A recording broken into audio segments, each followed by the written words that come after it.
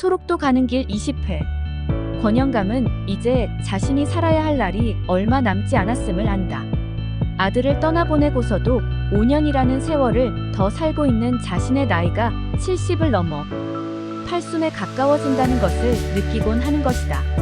동욱이 순영의 소식을 전해준 다음에 권영감은 커다란 마음의 빚을 내려놓으며 안도의 한숨을 쉬었다. 그래도 그 어린 것이 그 먼 소록도를 찾아가 그곳에 있다는 것이 얼마나 다행스럽고 고마운 일인지. 양어깨를 커다란 돌로 짓누르고 있던 무거움을 덜어낸 것만 같다. 순영아, 참말로 고맙데이. 어린이가 우리의 그 먼 길을 찾아갔드노. 이 할애비가 참말로 니한테 죄를 지어 미안타. 권영감은 순영을 떠오를 때마다 혼자말로 하는 소리다. 만일 순영이 그곳에 도착하지 않았다는 말을 들었다면 당신의 삶은 벌써 끝났을 것이라는 생각을 한다. 순영을 그렇게 보내놓고 남모르게 가슴 아파하며 늘 죄의식에 한순간도 마음이 편하지 않았던 권영감으로서는 더 이상의 좋은 소식이 없을 것이다. 이제 당신이 살아생전에 마지막 한 가지 일만 성사를 시켜놓으면 언제든지 조상님들의 곁으로 갈 준비가 끝난다는 생각을 가지고 있었다. 권영감은 동욱의 결혼을 서두른다.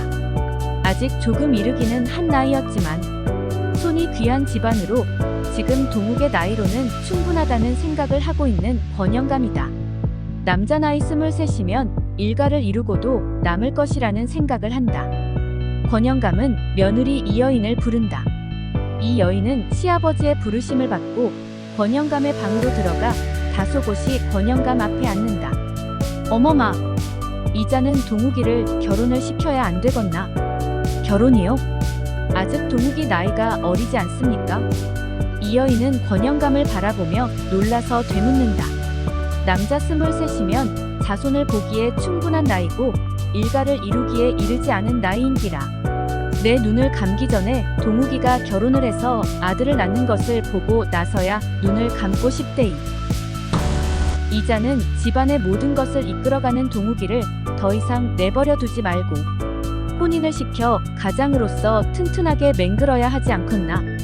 아버님, 아직은 이르다는 생각이 듭니다. 아이다. 내 사람을 넣어 좋은 혼처를 알아봤느니라. 오늘 내일 중으로 사람이 온다 했으니 그리 알그라. 이 여인은 권영감의 결정을 반대하지 못하고 그대로 일어서 나온다. 동욱은 이제 완전한 농부로서 모든 농기구를 다루며 운전을 배워 조그만 용따를 사서 모든 것을 해나간다. 쌀을 수매하는 날이면 마을의 모든 벼가마니를 읍내까지 실어 나르고 장날이면 마을의 모든 장을 보아주기도 한다. 그런 아들의 모습을 이 여인 또한 흐뭇한 모습으로 바라본다. 이 여인 역시 순영의 소식을 듣고부터 마음이 많이 안정이 되어 전보다는 편안한 모습이 되어간다. 어린 딸이 모진 고생을 하면서 그 먼 곳까지 걸어서 그래도 도착을 해서 치료를 잘 받고 있으려니 하는 생각을 하면 눈물이 나면서도 안심이 된다. 비록 동욱이가 면회를 하지 못하고 왔다고는 하지만 살아서 그곳까지 도착을 했다는 것이 참으로 기쁘고 안심이 되는 일이다. 이 여인은 새벽이면 더욱 정성스러운 마음으로 정한 술을 떠놓고 순영의 무사함을 빌고 또 빈다. 큰 고통을 받지 않고 치료를 받아 사람답게 살아갈 수 있기를 빌고 또 비는 이 여인의 가슴 속에는 어린 딸의 모습이 늘 떠나지 않는다. 순영아, 엄마는 우리 순영이를 한시라도 잊지 않고 있다. 은재고 네가 엄마를 찾아오기를 기둘리면서 이리 안 살고 있나? 우리 은젠가는 꼭 만나게 될 거이다. 이 여인은 아직도 순영이 쓰던 방을 그대로 두고 있다. 순영의 교복 역시 순영이 나가던 때와 다름없이 그 자리에 그대로 걸려있고 순영이 쓰던 모든 물건들을 하나도 치우지 않고 두면서 시간이 날 때마다 들어가 순영이를 보듯 물건들 하나하나 손으로 쓰다듬는다. 교복은 가끔씩 손질을 해주고 교복의 하얀 칼라 역시 깨끗하게 손질을 해서 걸어놓곤 한다. 순영의 동생 순미는 그런 엄마의 모습이 못마땅스럽다. 이미 집을 떠나 있는 언니의 방을 비우지 않고 늘 깨끗하게 청소를 하면서 자신에게 쓰지 못하게 하는 엄마가 밉다. 순미는 방을 따로 내달라는 자신의 말에 따로 방을 만들어주면서도 순영의 방을 건드리지 못하게 하는 엄마에게 늘 불평이 심하다. 이제 고등학생이 된 순미였다.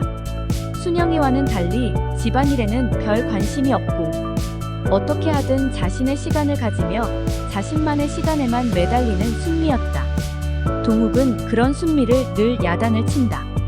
엄마를 도와 집안일을 거들라는 잔소리를 하는 동욱이다. 동욱은 자신이 할아버지와 엄마를 속이고 있다는 죄책감으로 늘 마음이 불편하고 순영에게 죄를 짓고 있다는 생각을 떨쳐내지 못한다.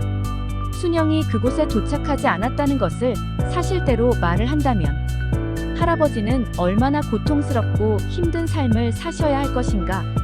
또한 엄마는 이겨내지 못하고 당신의 목숨조차 돌보지 않으시며 순영의 뒤를 따라가시겠다고 하실 것이 너무나 뻔한 일이었다. 그런 것들을 생각해서 동욱은 거짓말을 하고 자신의 가슴 속에만 순영을 묻어두고 있지만 명절 때라도 순영을 위해 밥이라도 떠놓지 못하고 있는 것이 늘 마음에 걸리곤 한다. 그러나 순영이 살아있다고 믿고 계시는 어른들에게 순영의 제사 밥을 떠놓자는 말을 할 수 없는 일이다. 순영아, 미안타. 올해 비가 너무나 마음이 아프다. 동욱은 그 모든 것을 잊기 위해서라도 집안일을 더욱 부지런하고 열심히 해내고 있다. 다른 장정들 두세 사람의 몫을 충분히 감당하고 있는 동욱이다. 그런 동욱에게 결혼을 하라는 할아버지의 말에 동욱은 그대로 순응을 한다. 어차피 집안을 위해서라도 엄마 혼자의 힘만으로는 감당을 할 수 없는 일이고 순미는 그런 엄마를 모른 척하고 있기에 자신이 결혼을 해서 엄마의 일손을 덜어드리는 것이 더 좋을 것이라고 생각한다. 동욱은 맞선을 보러 읍내로 나간다. 중매쟁이를 알고 있는 동욱은 시골 읍내의 작은 다방으로 들어간다. 아직 나오지 않는 것을 확인하고 동욱은 자리를 잡고 앉아 기다린다. 그리 오래지 않아 중매쟁이는 여자를 데리고 다방으로 들어선다.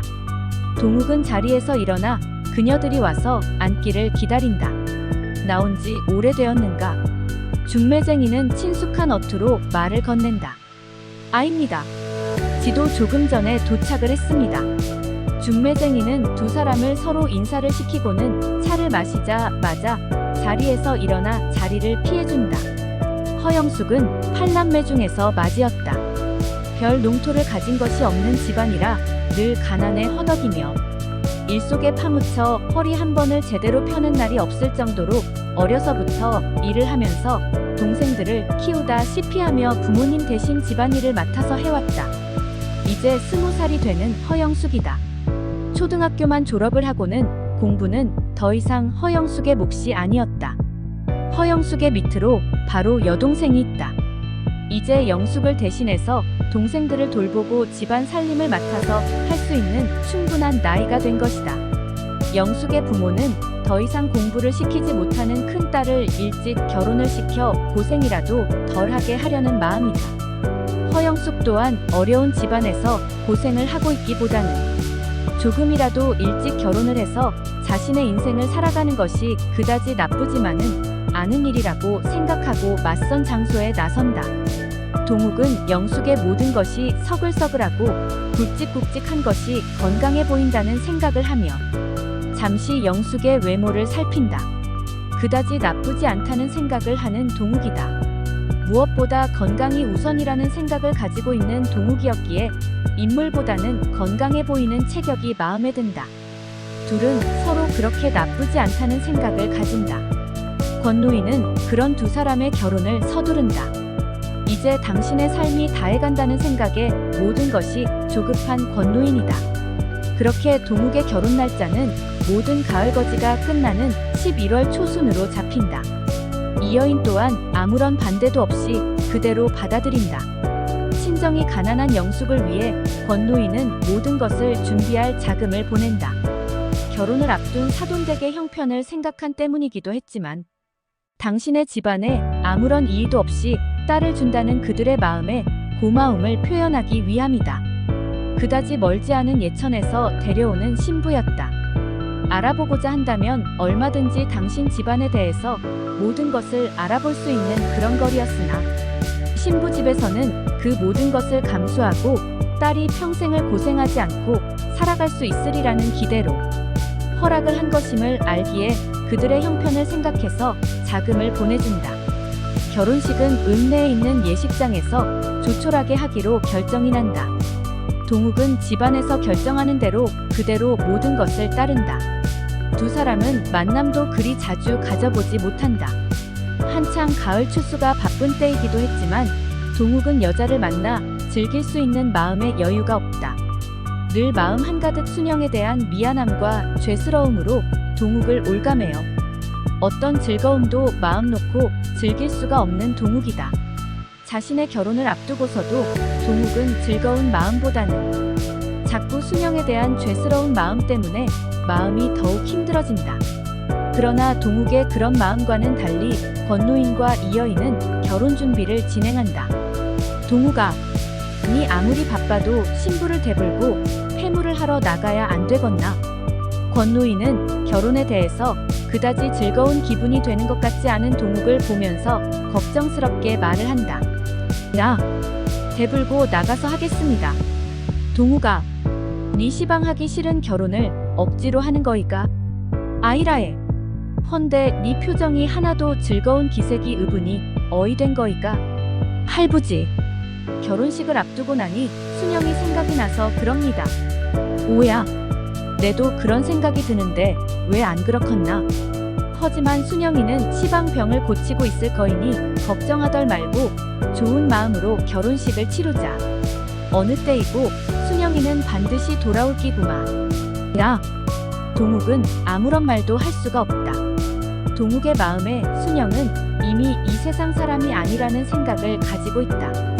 그때까지도 소록도에 도착하지 않았으니 필경 어디서인가 죽었을 것이라는 생각이 동욱의 머릿속에 지워지지 않고 있었다. 동욱의 결혼식은 간소하게 거행이 된다.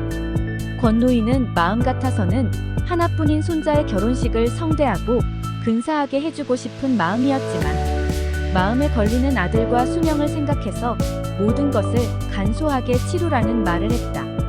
그저 조용하고 조촐하게 가까운 친지들과 마을 사람들 뿐인 결혼식이다. 잔치 또한 집안에서 하는 것보다 예식장에서 가까운 음식점에서 한다. 집안에서 잔치 음식을 풍기는 것은 힘들고 고통스럽게 살다간 아들을 생각하고 어린 나이에 집을 떠나 소록도에 가 있는 순영을 생각해서 모든 것을 간단하고 단출하게 한다. 동욱은 신혼여행을 가까운 수안보 온천으로 간다. 다른 곳은 알지도 못하지만 멀리 신혼여행을 갈 생각도 없는 동욱이다. 그렇게 동욱의 결혼 생활은 사랑한다는 마음도 사랑한다는 말 한마디도 없이 시작이 된다. 그러나 허영숙은 그 모든 것을 말없이 받아들인다. 천성이 부지런하고 황소처럼 일을 하던 영숙이다. 새벽부터 일어나 가족들을 위해 부엌에 나가 일을 하면서도 아무런 불평도 불만도 없이 시어머니의 말에 복종을 하고 시할아버지를 정성으로 받들어 모시며 남편의 뒷수발을 맡아 해내고 있다. 이여인은 그런 영숙의 모습이 그저 대견스럽고 흐뭇하다.